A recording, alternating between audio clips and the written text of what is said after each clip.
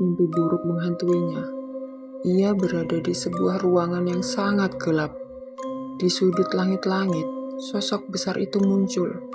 Hitam, berbulu, matanya merah menyala, tangannya panjang, kukunya mencakar dinding. Dan suara berat berbisik langsung ke telinga Mira. "Jangan ganggu, ini bukan urusanmu." Selamat datang, kembali lagi bersama Nyi Kliwon di 5 menit merinding.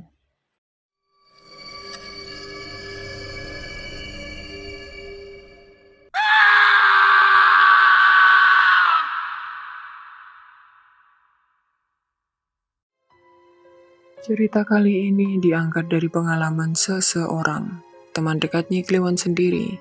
Seseorang yang memilih untuk tidak disebut namanya bukan karena malu, tapi karena sampai hari ini, dia masih dihantui rasa bersalah dan bayangan malam yang belum benar-benar pergi. Di pesisir utara Jawa Tengah, ada sebuah pelabuhan tua yang sampai sekarang masih aktif. Pelabuhan kecil, tapi hasil lautnya luar biasa. Ada sebuah kapal yang setiap kali berlayar selalu pulang dengan tangkapan berlipat. Lebih banyak, lebih segar, lebih cepat dari kapal manapun. Ada satu nama yang ditakuti para nelayan, Mbah Karso, orang paling kaya di pesisir itu. Memiliki 4 kapal besar, setiap berlayar hasilnya selalu berlipat. Tapi semua tahu, itu bukan dari kerja keras, melainkan dari perjanjian pesugihan laut dengan penguasa Laut Selatan. Setiap bulan purnama harus ada satu tumbal, kalau tidak kapalnya akan karam, awaknya akan hilang, dan jiwanya sendiri akan ditarik ke dasar laut. Makanya, dia selalu butuh orang lain untuk jadi pengganti, untuk dikorbankan. Dan salah satu orang itu adalah orang kepercayaannya, Pak Sarwo. Waktu itu, Pak Sarwo belum tahu namanya sudah diserahkan. Diam-diam, Mbah Karso menuliskan nama Pak Sarwo di selembar kain putih, lalu melumurinya dengan darah ayam cemani.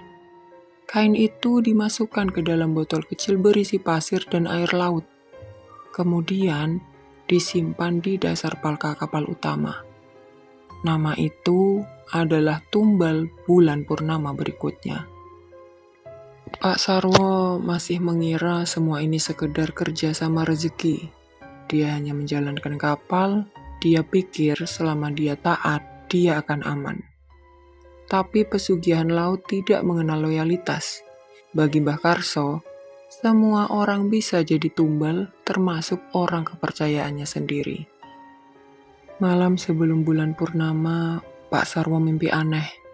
Dia berdiri di tengah laut, tubuhnya basah kuyup, dan ikan-ikan besar mengelilinginya sambil menatap dengan mata manusia.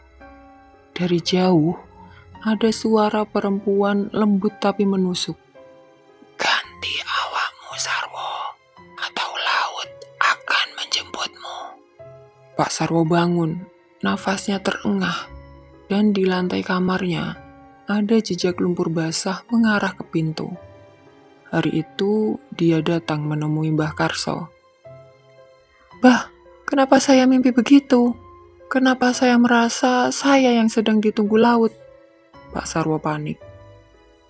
"Karena nama kamu sudah saya tulis," Mbah Karso dengan dingin. "Kenapa saya, Mbah? Bukannya saya orangmu sendiri?" "Pesugihan itu tidak pilih kasih, Sarwo.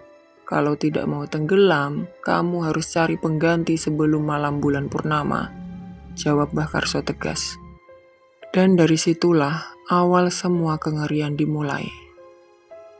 Pak Sarwo pulang dengan penuh pikiran, diam, lalu menatap istrinya dalam. Dan untuk menyelamatkan diri, mereka membuat keputusan paling kelam. Mengorbankan adik iparnya sendiri. Namanya Sari, adik dari Bu Sarwo, seorang ibu muda, sederhana, ramah, sudah berkeluarga, punya anak 1 berusia 6 tahun. Suaminya juga baik, tapi lemah, tak berani bersuara saat ada yang aneh. Mereka tinggal di rumah kecil tak jauh dari rumah besar Pak Sarwo. Awalnya semua terlihat biasa saja, sampai suatu malam, saat adzan berkumandang, tubuh Sari mendadak membeku. Matanya melotot, tubuhnya kaku berkeringat dingin. Mulutnya membuka sedikit tapi tak bisa bersuara. Hanya nafas berat dan air mata.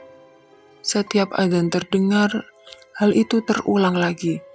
Seperti tubuhnya tengah menolak cahaya.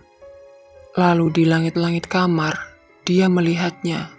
Sosok hitam, tinggi, berbulu, matanya merah menyala, menempel di sudut ruangan memperhatikannya dari atas. Setiap adzan berkumandang, makhluk itu muncul lagi, menatapnya dari atas, diam, tapi penuh tekanan. Hari itu, seorang teman lama datang menjenguk. Namanya Mira. Orangnya lembut, dewasa, dan sangat bersifat keibuan. Mira sempat kaget melihat kondisi Sari yang semakin kurus. Namun ia merasa tenang ketika melihat seseorang perempuan lebih tua duduk di sisi Sari, menyuapi pelan, mengelap peluh, dan membacakan doa. "Bu Sarwo," sapa Mira ramah. "Kakaknya ya?" Perempuan itu mengangguk, lembut, ramah. Tak ada yang mencurigakan. Mira malah merasa kagum. Ia melihat sosok kakak yang setia merawat adiknya. Tapi saat Mira berusaha menawarkan bantuan untuk pengobatan Sari, Bu Sarwo menolak dengan tegas. Lalu malamnya, Mira tidak bisa tidur. Mimpi buruk menghantuinya. Ia berada di sebuah ruangan yang sangat gelap. Di sudut langit-langit, sosok besar itu muncul. Hitam, berbulu, matanya merah menyala, tangannya panjang, kukunya mencakar dinding. Dan suara berat berbisik langsung ke telinga Mira. "Jangan ganggu, ini bukan urusanmu." Sejak saat itu, setiap malam Mira seperti selalu diteror. Dia sering terbangun dengan keringat dingin, bahkan sempat melihat sosok hitam itu berdiri di pojok kamarnya, seolah mengikuti dari rumah Sari. Sosok itu menjaga tumbal agar tidak diselamatkan. Mira dan beberapa teman Sari datang kembali. Mereka berdiri di depan rumah tua itu. Langit mulai memerah senja. Mira mengetuk pelan. Sekali, dua kali. Pintu terbuka sedikit, menimbulkan derit panjang. Yang keluar adalah Bu Sarwo. Perempuan tua, wajahnya selalu datar, dingin, dan penuh rahasia. "Kalian cari Sari?" tanyanya tanpa senyum. "Dia sedang di tempat pengobatan sama Kiai. 7 hari baru boleh pulang." Tapi ternyata semua itu hanyalah dusta. Sari bukan sedang diobati. Dia sedang disiapkan untuk sesuatu yang jauh lebih kelam dari sekedar kesembuhan. Dia sedang disiapkan sebagai tumbal bulan purnama. Disembunyikan di ruang bawah tanah kecil yang dulunya gudang. Tanpa cahaya, tanpa doa, hanya ditemani suara ombak dari kaset tua. Setiap kali ada yang mencoba mengintip rumah Pak Sarwo, mereka mendapatkan teror. Ada yang melihat bayangan hitam besar berdiri di atas atap. Ada yang bermimpi tubuh Sari menangis di dalam air asin. Ada yang mendengar suara perempuan merintih dari sumur belakang rumah Pak Sarwo. Dan setiap malam, bau anyir laut mulai tercium di gang rumah itu. Hingga malam bulan purnama tiba, dan Sari meninggal dalam kondisi mengenaskan. Tubuhnya ditemukan di bawah rumah dalam posisi melengkung seperti tenggelam. Kulitnya pucat, matanya terbuka menatap langit-langit, dan di lehernya ada bekas lilitan tali rumput laut. Pak Sarwo selamat untuk sementara. Kapalnya pulang dengan tangkapan besar. Uangnya mengalir, tak ada yang berani bertanya, karena semua yang tahu lebih memilih diam. Tapi, pesugihan laut tidak pernah cukup dengan satu jiwa, dan perintah selanjutnya sudah datang. Beberapa minggu setelah kematian Sari, rumah Pak Sarwo kembali sunyi.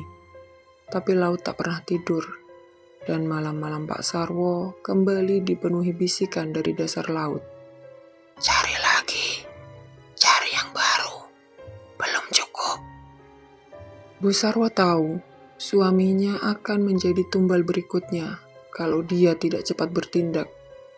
Maka dia mulai mendekati Mira, sahabat lama adiknya, yang dulu ingin membantu tapi dia tolak. Mira, seorang ibu muda, sederhana. Suaminya seorang guru ngaji, dan anaknya Raffi berusia 6 tahun. Lucu, ceriwis, sering main ke rumah Bu Sarwo karena suka diberi makanan. Tapi mulai saat itu, Bu Sarwo selalu datang sambil membawa sesuatu. Kue, nasi kotak, permen. Katanya sedekah, katanya hadiah buat Raffi. Tapi yang tidak diketahui Mira, di dalam makanan itu sudah dimasuki mantra laut, mantra dari Jampi Segara, yang dirapal di malam hari menggunakan air dari ember bekas mayat Sari. Dan benar saja, minggu berikutnya Raffi jatuh sakit, tubuhnya lemas, matanya kosong, tak bisa bangun, nafasnya berat, dan setiap malam dia menatap ke langit-langit kamar sambil berkata, "Bu, itu apa Bu di atap? Hitam, besar, dia senyum, matanya merah. Aku takut Bu." Mira panik, tapi darah Kiai mengalir di tubuhnya. Dia tahu ini bukan sekedar penyakit. Mira, suami dan keluarganya mulai melawan. Mereka bangun setiap malam, membaca ayat kursi, Yasin, dan doa Al-Maksurat. Air jam-jam dibacakan doa dan disiramkan ke setiap sudut rumah.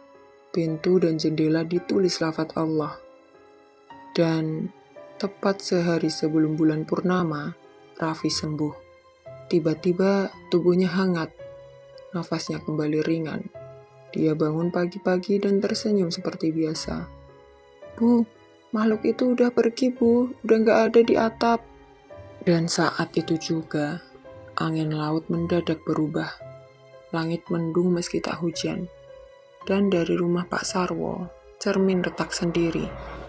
Ikan hasil tangkapan membusuk dalam semalam. Dan seekor burung gagak mati tepat di depan pintu mereka. Laut menolak. Anak itu selamat. Malam purnama berlalu tanpa tumbal. Dan bagi Pak Sarwo dan istrinya, itu berarti kutukan akan berpindah kepada mereka. Awalnya mereka pikir masih bisa kabur, masih bisa mencari tumbal baru. Tapi yang mereka tidak tahu, laut tidak pernah menunggu. Nyi Kliwon tak pernah tahu bagaimana akhir nasib Pak Sarwo dan Bu Sarwo. Menurut kesaksian para tetangga, mereka berhasil mendapatkan tumbal pengganti yang entah dari mana. Karena sampai saat ini, mereka masih bergelimang harta. Namun, satu hal yang pasti, selama mereka masih hidup, mereka akan terus mencari. Di balik setiap kekayaan yang datang terlalu cepat, seringkali ada harga yang tak terlihat. Dan ketika seseorang memilih menukar nurani dengan kuasa, dia tak cuma mengorbankan orang lain, keluarga, tapi juga dirinya sendiri. Karena keserakahan tak pernah berhenti meminta. Jangan pernah main-main dengan tumbal, karena yang datang belum tentu mau pergi.